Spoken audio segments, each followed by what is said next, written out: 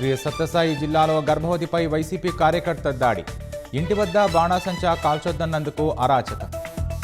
పుష్పాల సంధ్యారాణి అనే ఆమె తాను 6 నెలల గర్భవతిని, తపాకాయల శబ్దం ఎక్కువగా ఉంది, ఆపండి అని చెప్పినందుకు ఈ అజయ్ దేవ మరియు అంజనప్ప ఇద్దరు కూడా వారిని నానా దుర్భాషలాడి మేము ఈ విధంగా చేసేదే ఎందుకు అని చెప్పేసి ఆమెను మెడబట్టి తోసి, అంతేకాకుండా అజయ్ దేవ అక్కడున్న కట్టె తీసుకొని చంపాలన్న ఉద్దేశంతో ఆమెపై దాడి చేయడం జరిగింది.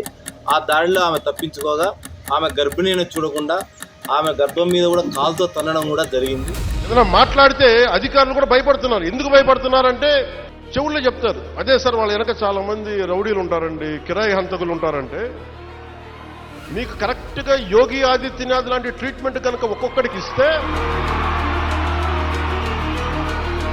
ఒక్కొక్కడికి రౌడీజం అంటే కాలు కీలు తీసి మడత పెట్టి కింద కూర్చోపెడితే, అలాంటిది ఇన్ని లక్షల మంది పోలీసుండి, ఇన్ని వందల మంది ఐపీఎస్లుండి, 1000-2000 ఉన్న డిఎస్పీలుండి, అలాంటి కిరాయి గ్యాంగుల్ని మెయింటైన్ చేసే వ్యక్తుల మీద 2 రోజులు 48 గంటలు మీ చుట్టుపక్కల ఎవరున్నారు, వాడి పేరేంటి అన్ని కనుక్కొని ఒక పొలిటికల్ నిర్ణయం తీసుకుంటే మళ్ళీ ఎప్పుడు ఇలాంటి మాటలు రారు.